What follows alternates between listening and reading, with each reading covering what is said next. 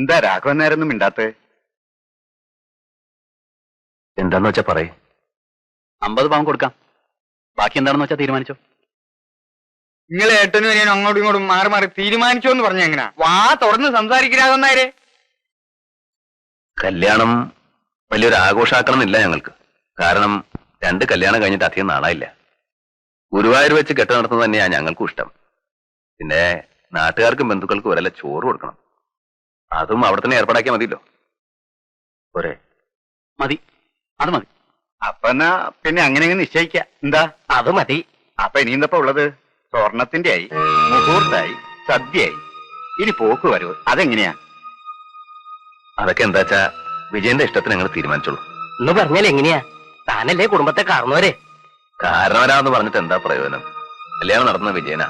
അപ്പോ അവന്റെ തീരുമാനം ഇത്തിരി വെള്ളം കുടിക്കട്ടെ ഞാൻ. എന്നാ വിജയം പറയ്. അതിപ്പോ നിങ്ങൾ എന്ത് തീരുമാനിച്ചാലും ഞങ്ങൾക്ക് സമ്മതാ.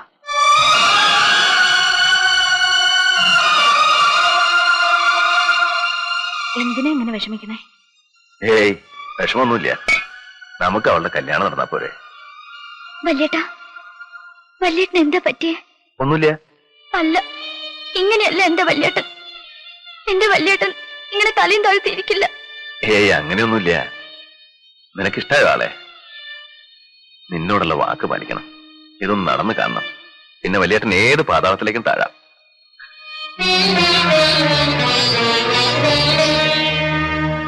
കല്യാണത്തിന് ഒരാഴ്ചയല്ലേ ഉള്ളൂ, അതിന്റെ ഇടയിൽ ഉഴവ്. കല്യാണം എന്നും പറഞ്ഞ് ഉഴവ് നീട്ടിയാ അത് കഴിഞ്ഞാലും ഉണ്ടണ്ടേ. ഇപ്പൊ തന്നെ വൈകി. സ്വർണ്ണം കൊടുക്കണ്ടേ? അതൊന്നും നിങ്ങൾ അന്വേഷിക്കണ്ട. പെണ്ണിനെ ഇറക്കുമ്പോ 50 പവനുണ്ടോന്ന് നോക്കിയാൽ മതി. അതല്ല രാമനായരെ, ചെക്കന്റെ അമ്മാവനെ അറിയാലോ, കാണിച്ചക്കാരനാ. സ്വർണ്ണം കൊടുക്കുമ്പോ അറിയിച്ച മൂപ്പർക്കും കൂടി പറഞ്ഞത്രേ. എന്നാണ് എവിടെ നിന്നാണെന്നൊക്കെ കറക്റ്റ് അറിഞ്ഞു വരാൻ പറഞ്ഞിരിക്കും എന്നോട്. എന്താ അമ്മാവനും കമ്മീഷൻ ഉണ്ടോ കൊച്ചുട്ടാ? അതെനിക്ക് അറിഞ്ഞൂടാ, എന്നോട് ചോദിച്ചറിഞ്ഞു വരാൻ പറഞ്ഞു. വിശ്വാസം ഇല്ലെങ്കിലും വന്നോട്ടെ. അതൊരു താങ്ങാണല്ലോ രാമനായരെ. കാലം മാറിപ്പോയിനെ. മനസ്സനെ വിശ്വാസമില്ലാണ്ടായി. കൂടപ്പറപ്പനില്ല, പിന്നല്ലേ മനുഷ്യന്മാർക്ക്. അവിടൊക്കെ അവിടെ വരും. കണ്ണി കണ്ട ആളുകളെ മുഴുവൻ വിളിക്കേണ്ട കാര്യമൊന്നുമില്ല. മനുഷ്യന് ജോലി ഉണ്ടാക്കി വെക്കാൻ. ഇപ്പൊ മനസ്സിലായോ? ഒരു കല്യാണം നടത്താന്ന് വെച്ചാ ചെറിയ കാര്യമൊന്നുമല്ല. എന്ന് വെച്ച് എല്ലാം കൂടെ എന്റെ തലയിൽ കയറ്റണോ? എനിക്ക് വയ്യ. പറഞ്ഞ കാശ് ഞാൻ കൊടുക്കാം. കാശുണ്ടെങ്കിൽ പിന്നെന്താ, എല്ലാം നടക്കും. അതിനിപ്പോ ഒരു നടത്തിപ്പുകാരന്റെ ആവശ്യമൊന്നുമില്ല. എന്നാ നീ നടത്ത്, ദിവാകരനും ഉണ്ടല്ലോ. എനിക്ക് മടിയൊന്നുമില്ല, ഞാൻ വേണമെങ്കിൽ. മിണ്ടാണ്ടിരിക്കാമോ? ഭക്ഷണം കഴിക്കാൻ ടേബിളിൽ വരുമ്പോഴാണ് ഡിസ്കഷൻ.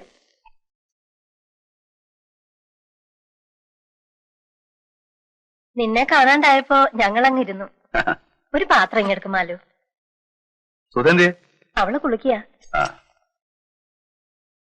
കൊച്ചൂട്ടൻ വന്നിരുന്നു. സ്വർണ്ണം എടുക്കാൻ എന്ന് ചെല്ലൂന്ന് അറിയാൻ രാധാകൃഷ്ണന്റെ അമ്മാവൻ പറഞ്ഞു വിട്ടതാ. ബുധനാഴ്ച എന്ന് പറഞ്ഞു ഞാൻ. ബുധനാഴ്ച എടുത്തൂടെ? ഓ, എന്നു വേണമെങ്കിലും എടുക്കാം. ചൊവ്വാഴ്ച കാശ് എടുക്കല്ലേ? എന്താ ശോഭേ? ശോഭേ, എന്താ പറ്റിയതാവോ? മനം പുരട്ടിയും തോന്നുന്നു. മനസ്സിൽ പിടിക്കാതെ വല്ലതും കഴിച്ചിട്ടുണ്ടാവും. ഒന്നുമില്ല, നീ അവിടെ ഇരിക്കെ, ഞാൻ നോക്കിക്കോളാം. 2 ദിവസമായി ഞാൻ ശ്രദ്ധിക്കണം. ഒരു വിളർച്ചയും ഒരു അലസതയും. വൈകിട്ട് ടൗണിൽ പോയി ഏതെങ്കിലും നല്ലൊരു ലേഡി ഡോക്ടറെ കാണിക്കേ. കൃഷ്ണ, ഗുരുവായൂരപ്പ. നിനക്ക് മനസ്സിലായില്ലേ? കുടുംബത്തെ അംഗസംഖ്യ കൂടാൻ പോണു. ഇത്തിരി വെള്ളം കൂടി കുടിക്കേ. മതി, വേണ്ടെന്ന് പറഞ്ഞില്ലേ? ഇത്തിരി കുടിക്കും മോളെ, ഇല്ലെങ്കിൽ ഇനിയും ഛർദിക്കും. ഛർദിച്ചോട്ടെ. വേണ്ടെങ്കിൽ കുടിക്കണ്ട, വേഗം റെഡിയാവും. നമുക്ക് ആ ഡോക്ടർ മല്ലിയെ ഒന്ന് കാണാം. എനിക്കൊരു ഡോക്ടറെയും കാണണ്ട. നിങ്ങളുടെ ഏട്ടനോടൊന്ന് പറഞ്ഞാ മതി. ഭക്ഷണം കഴിക്കുന്ന സമയത്തെങ്കിലും പാടത്തുനിന്ന് നേരെ കയറി വരാണ്ടിരിക്കാം. ചെളിയുടെയും വേർപ്പിന്റെ നാറ്റം സഹിക്കാൻ പറ്റണില്ല.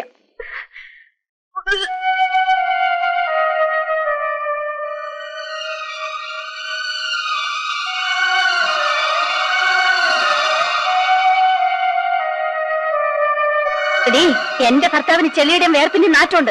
ഈ നിൽക്കുന്നുണ്ടല്ലോ നിന്റെ ഭർത്താവ്, ആ ചെളിയുടെ വേർപ്പിന്റെ വിലയാ. ഞാനത് സഹിച്ചോണ്ടോന്നുണ്ടോ? എന്നാലും അങ്ങനെ പറഞ്ഞല്ലോ നീ. വേറൊന്നുമല്ല പറഞ്ഞത്. വേർപ്പും ചെളിയും കൈ വൃത്തിയാക്കി വരണമെന്നേ ഞാൻ മീൻ ചെയ്തുള്ളൂ. എന്നാലും അത് ഇൻസൾട്ടായി. എന്റെ ഏട്ടാ, ആ വേർപ്പിന്റെയും ചെളിയുടെയും മണം നമ്മുടെ മണോ? ഈ വീടിന്റെ മണോ? എന്നിട്ട് കേട്ട് നിൽക്കണ്ടല്ലോ. സുധേ, ശോഭ മീൻ ചെയ്തത് എന്ത് മീൻ ചെയ്താലും ഏട്ടന്റെ സ്ഥാനത്ത് ഞാനാണെങ്കിൽ മുഖത്തടിച്ചേനെ. ആരായാലും നിനക്കെന്നെ അടിക്കണമല്ലേടി? എന്റെ മനസ്സിൽ നിങ്ങളെ ഞാൻ 1000 വട്ടം അടിച്ചു കഴിഞ്ഞു. മിണ്ടാതെ പോടി അവിടുന്ന്. അവള് പ്രസവിക്കണം. വേണ്ട, അവള് പറയട്ടെ, ഞാനത് കേൾക്കണം. തോന്നിയ ദിവസം പറഞ്ഞാലുണ്ടല്ലോ, ശോഭയ്ക്ക് ഒരു വാക്ക് പഴച്ചു. അതിന് എല്ലാവരും കൂടെ അവളിട്ട് മറക്കണോ? നിന്റെ കല്യാണം നടക്കണമെങ്കിലേ ഈ ശോഭ തന്നെ കനിയണം. അതറിയാമോ നിനക്ക്? അറിയാം. എന്നിട്ടാ നീ അവളെ നേരെ കിടന്ന് ചാടുന്നത്? അവളുടെ കാശ് വേണം എല്ലാവർക്കും. അവള് ചീത്ത എന്ന് വെച്ച് എന്റെ വല്യേട്ടനെ വേദനിപ്പിച്ചാലുണ്ടല്ലോ, ഞാനത് സഹിക്കില്ല. എനിക്ക് ആരുടെ കനിവ് വേണ്ട. ലാളിച്ച് അഹങ്കാരം കണ്ടോ? അത് പോട്ടെ, ശോഭ വിഷമിക്കണ്ട. ഞാനെന്തിനാ വിഷമിക്കണേ? അത്ര വലിയ തെറ്റൊന്നും ഞാൻ പറഞ്ഞിട്ടില്ല, ചെറിക്കില്ല.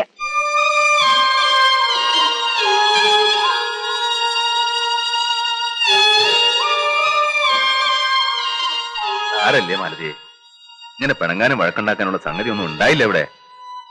ശോഭ പെട്ടെന്ന് അങ്ങോട്ട് പറഞ്ഞു പോയതായിരിക്കും. അതൊന്നും സാരല്ല. ഞാനാണെ വിശപ്പുകൊണ്ട് നേരെ അങ്ങോട്ട് വന്ന് കയറുകയും ചെയ്തു. എനിക്കിത് സഹിക്കാൻ വയ്യ. പിന്നെ ഈ സമയത്ത് മൂക്കിന് മണം കൂടും, വായിക്ക് രുചി കൂടും, ചുണ്ടി കൂടും. ശ്രീകുട്ടിയെ ഗർഭണ്ടായ കാലത്ത് നീ എന്തൊക്കെ ചുണ്ടിത്തരങ്ങളാ കാട്ടിക്കൂട്ടിയെ. അന്ന് നിന്റെ മണം പിടിക്കില്ല എന്ന് പറഞ്ഞ് നിന്നെ കൊണ്ട് ചന്ദനത്തേലും പൂച്ചോളാ നീയെ.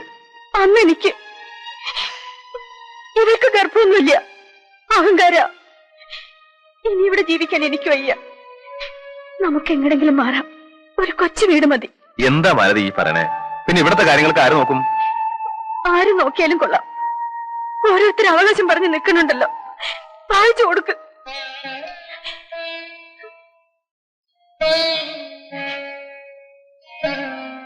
ഈ കുടുംബത്തെ 4 കുറ്റി, 4 അതിര്. ഞാൻ ഇതുവരെ ഒന്നും ആലോചിച്ചിട്ടില്ല. വേണ്ട മാലതി, ഈ മണ്ണ് വിട്ട് ഞാൻ എങ്ങടാ പോവുക? സഹിക്ക, നമുക്ക് ഭൂമിയോളം സഹിക്ക.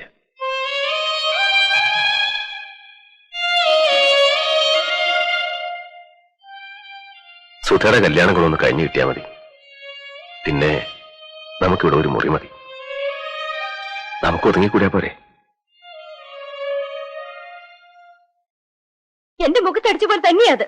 അവളുടെ കല്യാണം നടന്നാലും കൊള്ളാം, നടന്നില്ലെങ്കിലും കൊള്ളാം. ഇനി എനിക്ക് അവളായിട്ട് ഒരു ബന്ധവുമില്ല. ശോഭേ, ഇക്കാര്യത്തിൽ വാശി കാണിക്കരുത്. അവളൊരു വിവരമില്ലാത്ത പെണ്ണാ.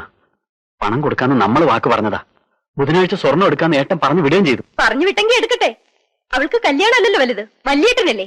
വല്യേട്ടൻ നടത്തി കൊടുക്കട്ടെ. എനിക്ക് എന്റെ അച്ഛൻ തന്ന പണമാ, അതെന്റെ ആവശ്യങ്ങൾക്കാ. അതെല്ലാം നിങ്ങളുടെ അനിയത്തിയുടെ കല്യാണം നടത്താനല്ല. ഇത് ചതിയാണ്. കൊടുക്കാൻ പറ്റില്ലെങ്കിൽ അന്ന് പറയണം, അല്ലാണ്ട് ഈ അവസാന നിമിഷത്തിലല്ല. കൊടുക്കാന്ന് പറഞ്ഞതേ എന്റെ സൗജന്യാണ്, അല്ലെങ്കിൽ ദയ. അത് വേണ്ടാത്തവർക്ക് ഞാൻ കൊടുക്കണോ? നീ എന്നിട്ട് കുരങ്ങൾപ്പിക്കാണല്ലേ?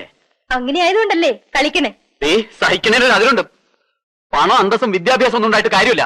മനസാക്ഷി വേണോടി, മനസാക്ഷി. ഓ, മനസാക്ഷിയുള്ള ആള്. മോഹിച്ച പെണ്ണിന് പുറംകാലം കൊണ്ട് തട്ടിയിട്ട് എന്റെ അച്ഛന്റെ പണവും അന്തസ്സും കണ്ട് വാലാട്ടി നിന്നത് മനസാക്ഷിയുള്ളതുകൊണ്ടാണല്ലോ. ഒരു കാര്യം മനസ്സിലാക്കണം, അഡ്വക്കേറ്റ് വിജയകുമാരൻ നായർ ഒരു റെയർ സ്പീഷീസ് ഒന്നുമല്ല. എനിക്ക് നിങ്ങളോടൊപ്പം ജീവിക്കാൻ ഇഷ്ടമല്ലെന്ന് പറഞ്ഞ മറ്റൊരു വിജയകുമാരൻ നായരെ കണ്ടെത്താൻ എന്റെ അച്ഛന് ഒരു ബുദ്ധിമുട്ടുമില്ല. പക്ഷേ അഡ്വക്കേറ്റ് വിജയകുമാരൻ നായർക്ക് ഒരു രാമൻകുട്ടി മേനോന്റെ മകളെ കിട്ടിയത് ഭാഗ്യാണ്, ലോട്ടറി. അതെപ്പോഴും കിട്ടില്ല. ഞാൻ എന്ത് ചെയ്യും ശോഭേ? ഏട്ടനോട് ഞാൻ എന്ത് പറയും? വിഷമിക്കേണ്ട കാര്യമൊന്നുമില്ല. മനസ്സിലാക്കാൻ വേണ്ടി പറഞ്ഞേ ഉള്ളൂ. നിങ്ങളോട് എനിക്ക് ഇഷ്ടം തന്നെയാണ്. നിങ്ങളുടെ വില ഞാൻ കളയില്ല. എന്നോട് പറഞ്ഞതിന് എല്ലാവരും എന്റെ മുന്നിൽ വരണം.